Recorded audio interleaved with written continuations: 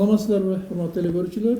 ЛТР телеканалынын жардамы менен биз Илим жана турмуш телеберүүбүздүн кезектеги санында сиздерге тартуулайбыз. Биздин темабыз өткөн жуманын эле каралган ошол кызыктуу кыргыз тарыхынын уландысы болмокчу. Биздин коногубуз белгилүү саясатчы, окумуштуу аалым абабыз, агайыбыз Сарыгулов Дастан Исламович. Саламатсызбы, Дастан Исламович? Эми биз ошол өткөндөгү жумадагы айткан кел токтогон жерибизден баштасак. Эмне үчүн биз арданабыз кыргыздын калпагын кийгенде? Мына мен Жусуп Мамай менен жолуктум. 2006-жылы Кытай бийлиги эл аралык илимий конференция өткөрдү Урумчида.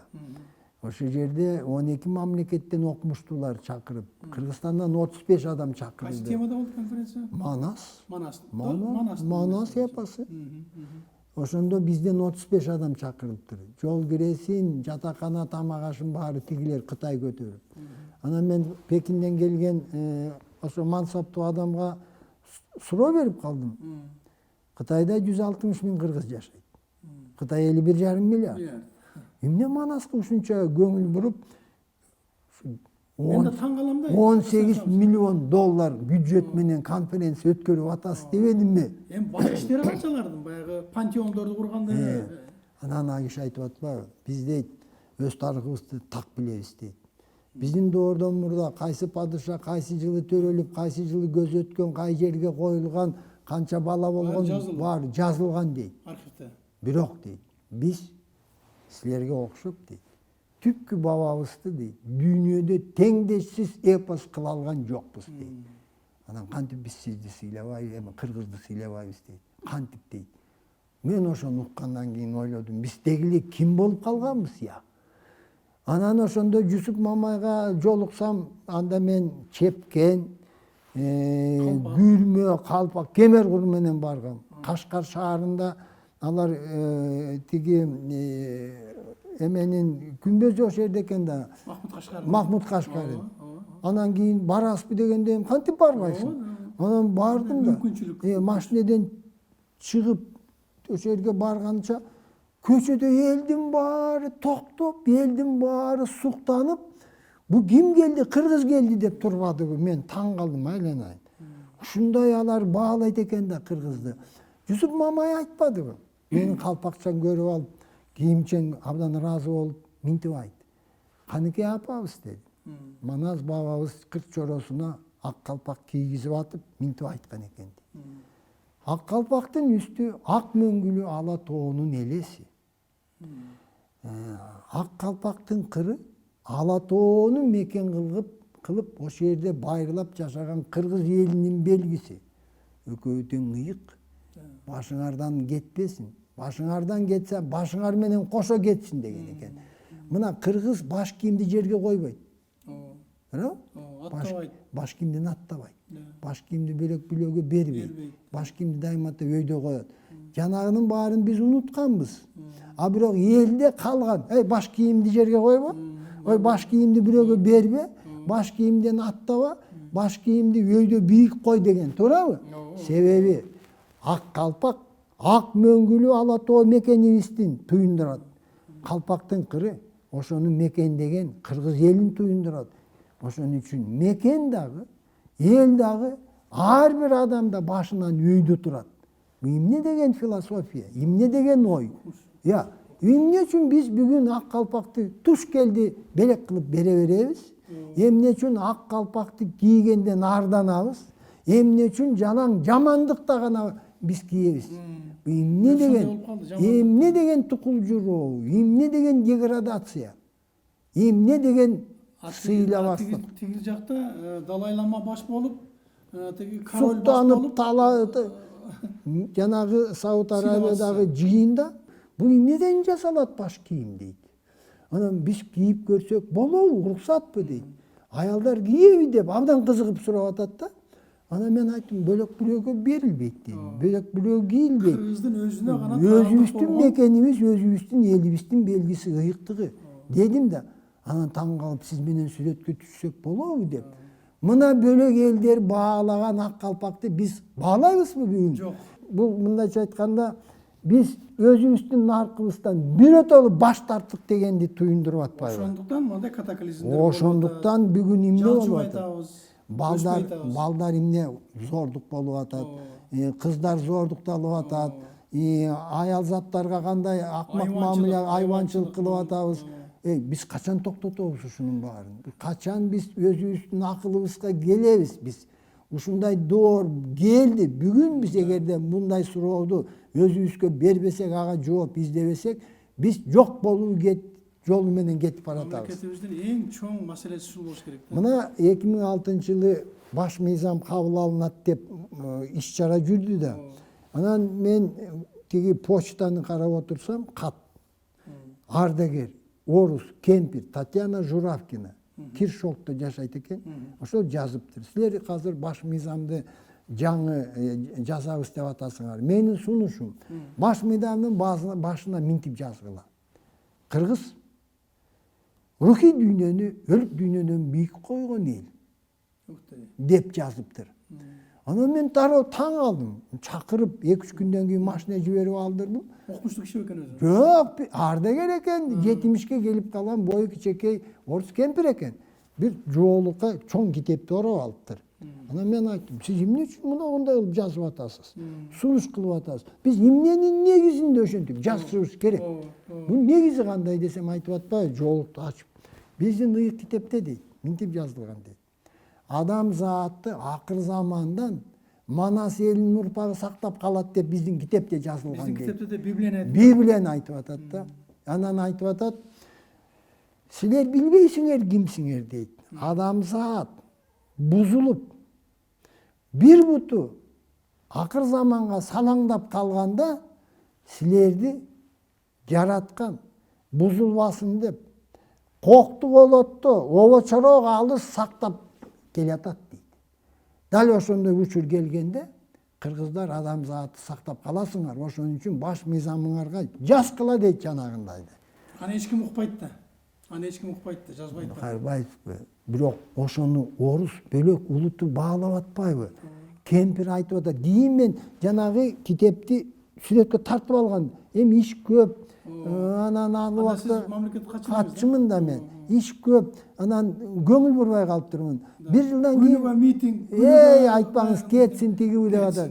Анан бир жылдан кийин бардым мен Киршолтто. Үйүн сатып Россияга көчүп кетип калыптыр.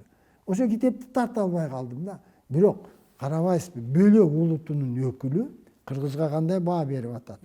Бузулган адам заатка дейт, аралаштырбай, сизди обочорок кокту колотто ала тоодо сактап келатат жараткан дейт. Биз эмне үчүн ушундай сөздөрдөн жыйынтык чыгарбайбыз? Эң негизи маселе адам эки жашабайт. Эгерде эки жашаса, эми бул жолу эптеп-септеп өмүрүбүздү өткөрөбүз, а кийин жакшылап жашайбыз деген ой келет эле да. Биз мына кыргыздардын улуулугу карабайсызбы? Жашоонун баары өмүр болбойт дейт кыргыз. Жашоонун баары өмүр болбойт дейт. Сен элиңе арналган күндөр ал өмүр болуп эсептелет дейт. А курсак кайгы менен жашаганың дейт, курсагын мал деле, торпок деле курсагын тойгузуп атпайбы дейт. Бирок сен торпок эмессиң деп чоң атам айтчы мага. Бул нартты качан биз сыйлайбыз, качан биз ушул нарт менен жашайбыз? Бүгүн мына жер аянтыбыз 198 000 чарчы километр. 93 дүйнө өлкөлөрүнөн чоң. Аянт боюнча. Элибиз болгон 6 миллион. Кытайдын бир чоң кыштагынын элиндей. Түшүндүңүзбү? Бангладеште 145 миллион калк жашайт. Аянты жарым Кыргызстандык. Японияда 2 Кыргызстандын аянты, бирок 148 миллион калк жашайт. Ичкен сууну да сырттан алып келет. Австралиядан алып келет экен. Ичкен сууну. Калган тиги темир кендерин айтпай эле коеюн. Эч нерсе жок. Булардын жегени, биздин жегенибиз казык арта, чучук, беш бармак, булардын жегени балык, балык, карабайсызбы, туурабы? Эми мынагы биздин ата бабаларыбыздан жана падышалар тукуму деген сөзгө тиешелүү. Илимий эмес, жөнөкөй. Кыргыз бийлеген эмес. Муну бүт изилдөөчүлөр айтып атат. Кыргызда бий болгон эмес деп атат. Анын мааниси барбы? Мааниси чоң да. Аха. Мааниси чоң. Муну Радлов да жазат, Бартольд да жазат. Кыргызда бий жок. Болгону эле колдун бийи болот де, комуз ойноткондо. Анан шамандардын талма бийи бул диний бий, бул жаратканга таануу, бул жупташуу бий эмес. Бул эми психологиялык, философиялык мааниси бар. Жуп бөлөк бул. Бул жупташуу бий эмес, брачный танец эмес. Туурабы? Себеби падышалар арданган бийлигинде. Падышаларга бийлөө бул өзүн сыйлабагандык болгон. Каада бузулгандык болгон. Кантип падыша солкулдап бийлейт, уят да. Мына Акталаада чоң комузчу болгон Кудайберген Манап деген. Мындан Карамолдо сабак алган. Чоң комузчу элге чыгып комуз черткен эмес, уят деп. Маскара поста. Бул чоң маселе. Кантип эл башкарган адам комуз чертет элге чыгып. Кантип бийлейт. Бул өзүнчө изилдене турган феномен да бул. Бул Өзүнчө изилдене. улуу чындык. Падышалардын алдында бөлөк букара элдер бийлеген. Эми тамакка келелик. Эмне үчүн биз эмне үчүн мына Кытай, Японго, Кореяга барсаңыз, алар тамашалайт. Сууда сүзгөн кеме, подводный лодканы гана биз жебейбиз дейт. Калганын баарын жейбиз дейт.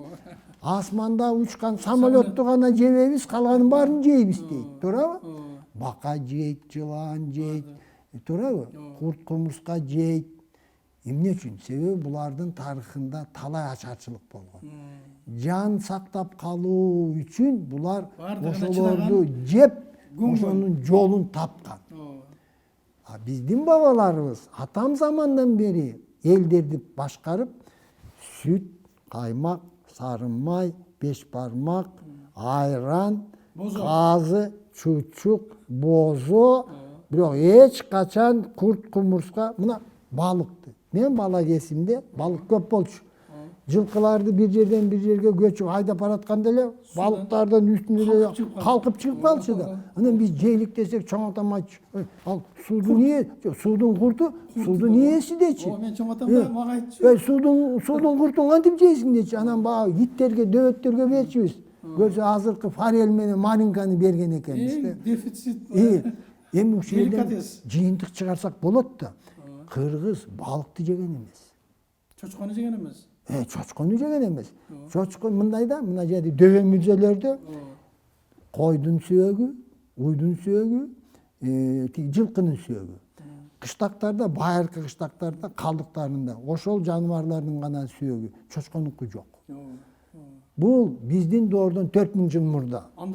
Андрон маданиятынын, Афанас маданиятынын чочкон сөөгү жок. Выплас. Жылкы кир сууну ичпейт, чөптүн тазасын жейт. Таза сууну ичет. Анан байкасаңыздар, мына ат жаныбар суу ичкенден кийин эң аягында бүркүп коет. Кызык ошол э? Көрдүңүзбү? Мына мен көрүп калдым 3 жыл мурун чет өлкөдө ислам динин окуган бир кыргыз жигит келиптир. Анан ушул жерде бир айтып атат, сөз кылып телевизордон. Бир нече мусулман өлкөлөрүндө болдум дейт. Жалаң гана. Кыргыздар колун жууп дейт. Улуулата отуруп дейт. Каадасы менен дейт. Аларда андай жооп дейт. Мына Кулов азыр жүрөт го. Бул баягы кызматта жүргөндө Араб өлкөсүнө барыптыр да. Анан баягы конок кылып аны кой союп ошентип. Анан эле ошол жерде үй ээсинин кичике баласы келип эле жан башталды дейт. Деп ичимен абдан чочуп кеттим дейт. Буларда улуу күчү деген жок. Мен өз көзүм менен көрдүм. Көрдүңүз? Мен өз көзүм менен көрдүм. Ошол эле Меккенин жанында ошо бизди коноктошту, койдун этин стол келип эле дастаркан үстүнө таштап койду экен. Анан эле ар кимиси жулуп алып эле шыйрактай, кабыргасын кабыргатай. Кыргыздын сөз адеби Жулуп алып жей беришет экен. Тамак ичүү адеби кыргыздын маданияты бар да тамак ичүүнүн, э? Ошону айтып атам, сөз адеби. Тамак ичүү адеби. Журум турум адеби. Мен бала кезекте жеңелерибиз бар эле. Баары чачуштуктан. Анан отурганда дагы чоң апаларыбыз мындай эметип турчу да, тескеп турчу да. Алла антип отурба, тизеңди жап. Анан арыктан аттаганда аллагы чачыштууну шаңгырап атат го, тынчактабайсың, тынчат. Ушунун баары адеп маданият болгонда. Караңызчы. Кыргыздар мисалы атын атаган эмес. Себеби намысын ооруп тийип койбойун деп сый тергеген, туурабы? Чоң бала, кичи бала, мырза бала деген, туурабы? Анткени атын атаган бул уже чектен өтүп кетүү деген сөз. Уже адепсиздик. Адепсиздик деген сөз. Сый урматты жоготуп коюу деген сөз, туурабы? Муну биз эмне үчүн баалабайбыз биз? Мына калың атчандар келсе, кимдин атын биринчи алат? Ким биринчи үйгө кирет? Ким төргө? Ким оң жагына? Иерархиясы бар. Жазылбаган мыйзамда. Баарынын өзөгүндө сый урмат, коркутуу эмес, байлыкты даңазалоо эмес, туурабы? Эмне үчүн биз ушул наркты жоготобуз дагы, анан кийин мынагы батыштын ыплас канализациясына кошулабыз. Ошону дагы сыймыктануу менен мынагы сүрөт музейинде жанагы мырка деген, жылаңач дегенде ошону цивилизация, маданият деп атпайбы? Болгондо дагы эл башкарган убактылуу өкмөттүн президенти айтып атат да, элеттеги эл мырка дейт. Айланайын. Муса Баятов, Атай Огонбаев, Көлдүн акелери, баатырлар бүт элеттен чыккандар. Туурабы? Эмне үчүн биз мындай мазактап кемсинтүүнү чыдайбыз? Мунун баарын токтотуш керек да. Бардыгына илимий мамиле кылыш керек да. Эми келечекке биз улут алдында карыз, кыргызда сөз бар, жер эненин карызынан дейт. Денеңди берип кутуласың дейт. Улут алдында карызыңдан. Жаныңды берсең да кутула албайсың дейт. Кыргыздын наркы кандай? Кандай көрдүңүзбү? Эмне болгон карыз? Мен бир чоң миллионер бизнесменге айттым, айланайын, иним, сен улут алдында карызыңды унутпай жүрбөйсүң десем, сиз чочуп кетти. Мен карыз эмесмин эч кимге дейт. Карыз эмесмин. Мен карызым жок дейт. Мен айттым, токтоп. Бул мекенди душмандан 1000 жыл бою сен кан төгүп коргодуңбу? Жок. Манасты сен жараттыңбы? Комузду сен жараттыңбы? Кылгыякты сен жараттың, кыргыздын наркын салтын сен жараттың. Кыргызды сактап келген. Кыргыздын дөөлөтүн, рухий казынасын кийинки муундарга өткөрүп берүү ар бир адамдын улут алдында карызы. Биз бул карызды ойлоп да койбойбуз. Биз карызды кайрып берүүдөн качабыз. Биз кыйынбы дейбиз. 2 аял алып, 3 там куруп, анан 5 машина жетсек, ошону менен биз кыйынбыз дейбиз. Жок, кыйынчылык андай эмес. Кыйын болсоң, улутка кызмат кыл. Элге кызмат кыл. Элдин батасын ал. Элдин алкышына жеткин. Дебейбизби биз? Ата бабаларыбыз бизге калтырган мурас, бизге чакырык. Эң туура. Адам бол. Мына кыргыздын наркын караңызчы. Бала кезде сиз уктуңуз, мен уктум. Ой, качан адам болосуң дечи. Себеби кыргыз адам болчу деп. 5-4кө бөлгөн. Биринчи адам, анан кийин киши, анан кийин пенде, анан кийин айбан, анан макулук деп койгон. Бул макулук эмне кыласың теңелеп де? Өзчүлөр категориялар десеңиз. Болгондо муну кыргыздын наркы болгондо. Бул айбанга теңелбе дегенде. Андан кийин макулук. Анан кийин макулук. Анан кийин пенде же, пенде кылат да, пендечилик деп койгон. Бир киши жүрөт деп эмне кыласың деп койгон. Атиги адам дегенде. Адам Ева деген сөз. Көрдүңөрбү, адам деген каяктан башталат? Көрдүңүзбү маселе? Сакралдык түшүнүктөр. Бирок кыргыз ошентип айтканда, адам бол дегенде. Бизде бүгүн азыр караңызчы, эл байлыгын уурдап, жеп тоноп, коррупция менен миллиард сомдорду уурдап коюп атат, туурабы? Булар адам. Кыргыздын наркы менен бул айбан дейт. Айбан дейт. Анан дагы эле бир кадам калды, макулук айланган. Бирок ошолор абдан өзүн баалуу сезип атпайбы? Мына чиренип, жанагы жол тандабастар демип жүрөт, туурабы? Кыргызды мазактап жүрөт. Мен элитамын деп жүрөт, жанагы бети табактай болгон кээ бир адамдар. Жогорку кеңеште отуруп. Мен билбейм, биз элитабыз дейт. Ошолор элита болобу? Элита бизде мына Көлдүн акелери. Туурабы? Арстанбек Калыгул жеңи жок. Биякта баатырлары, Жайыл баатыр, Жамангара баатыр, Тайлак баатыр, Бердике баатыр. Мына жанын, канын элден, мекенден аябай төгүп келген, өмүрүн берген. Мына элите деп ушуну айтыш керек. Даштан Исламович, менин неберем 2-нчи курста окуйт, мага бир суроо берди. Ата дейт, көп элдер жок болуп кетиптир. Biz Kırgız deyip kança kılımdan beri kiçineke olsa da sақтап қалдық deyip. Азыркы бұдан мурунку 5 серияда айтып отыргандарыбыздын баардыгынын топтому келип ушул пикирди чыгарсак болот да, туурабы? Туура. Мен балама ушуну айттым да. Анткени башка элдерден айырмаланган биздин салтыбыз бар. Биздин философиябыз бар. Биздин жашоо өзүнчө эле бир мыйзамдарыбыз бар. Ошон үчүн ошол нерселерди жоготуп келген канча миллиондогон калк бар, этностор жок болуп кетти да. Туура. Мына кыргыздын наркын бир байкасаңыз болот. Дума падышалык Россияда. Радзянка спикер болгон учурда Керенскийлердин доорунда Түркистан крайынан 5 депутат болгон экен. Ошонун бирөө Чыныкей би. Анан барып Санкт-Петербургтан барып Думанын жыйынына катышат, келет. Анан кийин жайлоого чыгып эс алат жолдон. Анан жайлоого казактын дагы аттуу баштылары чыгат да. Анан ошол жерде кээде эмне сөз болду, ак падыша эмне кылып атат деген сөз аягында айтат. Канча балаңыз бар дейт. Ал айылда жайлоодо Чыныкей бидин 4 баласы, 4өө үйлөнгөн, жайлоодо жүрөт айылда. 1,5 балам бар дейт. Элдин баары түшүнбөй калат. Балдардын көзү тирүү. Онда 1,5 деп айтты деп. Казактар да түшүнбөйт. Анан чечмелеп айтып берет. 3 балам дейт. Катын баласын багып, элге жаманы да жок, жакшысы да жок, үчөөнү бириктирип жарым деп эсептейм дейт. Элдин камын жеген, элге кызмат калган 1 балам бар. Баарын кошуп 1,5 деп айтып атпаймынбы дейт. Эмне деген нарк? Эмне деген нарк мына? Ушул нарк менен кыргыз сакталып келген. Көрдүңүзбү? Урматтуу телекөрүүчүлөр, мынакей биз белгилүү саясатчы, коомдук ишмер, бааз урматтаган агайыбыз Дастан Исламович Сарыгулов агайыбыз менен маек курдук, ошо бир нече телеберүүлөрдү уюштурдук.